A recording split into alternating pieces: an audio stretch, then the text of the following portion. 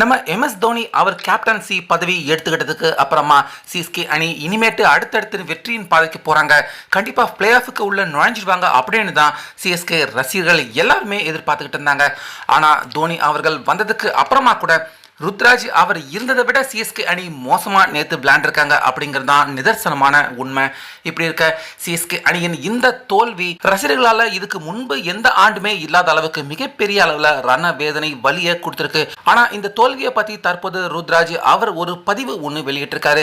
So அதை பார்க்குற ரசிகர்கள் எல்லாருக்குமே ருத்ராஜ் இப்படிப்பட்ட ஒரு பதிவு வெளியிட்டிருக்காரு அப்படின்னு ரசிகர்கள் எல்லாருமே பயங்கரமாக கடும் அதிர்ச்சி அடைஞ்சுக்கிட்டு வராங்க. அந்த வகையில் ருத்ராஜ் அவர் ரூல்டு அவுட் ஆகிறதுக்கு முன்னாடி சிஎஸ்கே ரசிகர்கள் எல்லாருமே ருத்ராஜ் ரொம்பவே அவர் கேப்டன்சி மோசமாக செயல்படுறாரு, அது மட்டும் இல்லாமல் மூன்றாவது ஆர்டரில் தொடர்ந்து பேட்டிங் இறங்கி சிஎஸ்கே அணிக்காக அவர் உருப்படியான பேட்டிங்கும் செய்ய மாட்டுறாரு, ஓப்பனிங்கும் வரமாட்டாரு, அவருடைய கேப்டன்சி திட்டம் வகுத்தல் எதுவுமே சரியா கிடையாது, தோனி அவர் தான் மீண்டும் கேப்டனாக வரணும், ருத்ராஜ் வேஸ்ட் அப்படின்னு நிறைய பேர் ருத்ராஜ் அவருடைய கேப்டன்சி பேட்டிங் ஆர்டர் இப்படி தொடர்ந்து நிறைய இடத்துல ருத்ராஜை பயங்கரமாக விமர்சனம் பண்ணிக்கிட்டு இருந்தாங்க, திட்டி தீர்த்தாங்க. இப்படி இருக்க ருத்ராஜ் தற்போது இன்ஜூர் ஆகி அவர் கம்ப்ளீட்டா இந்த ஆண்டு ஐபிஎல் இருந்து ரூல்ட் அவுட் ஆயிட்டாரு. அதனால நம்ம தோனி கேப்டன்சி எடுத்துக்கிட்டாரு, இனி சிஎஸ்கே வெற்றியின் பாதைக்கு திரும்ப போறாங்க அப்படின்னு பார்த்தா ருத்ராஜ் அவர் விளையாண்டதை விட சிஎஸ்கே அணி நேற்று மோசமாக விளையாண்டு ரொம்ப பெரிய அளவில் படுதோல்வியை அடைஞ்சிருந்தாங்க. புள்ளி பட்டியலும் இப்போ அடுத்தபடியாக 10வது இடத்துக்கு போகிறதுக்கு தயாராக ஹைதராபாத் அணிக்கு பக்கத்திலேயே 9வது இடத்துலையும் இருக்காங்க.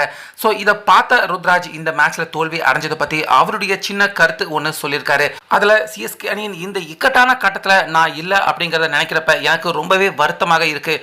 அதே போல் இதுக்கு முந்தைய ஆட்டங்களில் நான் கேப்டனாக இருந்த போதும் அதே போல் என்னுடைய பேட்டிங் நான் சரியாக பண்ண முடியாமல் போன போதும் சிஎஸ்கே ஏதோ ஒரு மாதிரி தடுமாறி ஒரு டீசெண்டான ஸ்கோர், டீசெண்டான போலிங், ஒரு நல்ல கிரிக்கெட்டை நிச்சயமாக என்னுடைய தலைமையில் சிஎஸ்கே அணி வெளிப்படுத்தியிருந்தது.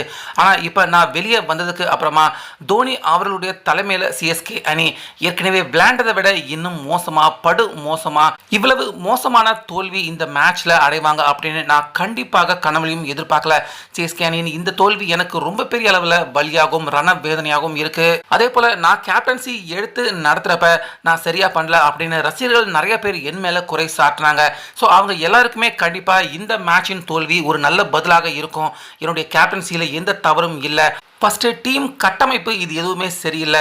சிஎஸ்கே அணியில் நானும் தோனி அவர்கள் மட்டும் சரியாக இருந்தால் பார்த்தாது, சுற்றி இருக்கிற பிளேயர்கள் எல்லாருமே தேவைப்படுற மாதிரி நல்ல ஃபார்ம்லையும் திறமையான பிளேயர்களாக இருக்கணும். அது எதுவுமே தற்போது இந்த ஆண்டு சிஎஸ்கே அணியில் இல்லாததால் தான் நான் கேப்டனாக இருந்த போதும் அதே போல் தோனி அவர்கள் கேப்டனாக இருந்த போதும் சிஎஸ்கே அணி தொடர்ந்து இப்படி மோசமான தோல்விகளையும் ஆட்டத்தையும் வெளிப்படுத்திக்கிட்டு இருக்காங்க அப்படின்னு ருத்ராஜ் நேற்று சிஎஸ்கே தோல்வி அடைஞ்சதை பற்றி இந்த கருத்தை அவர் சொல்லியிருக்காரு.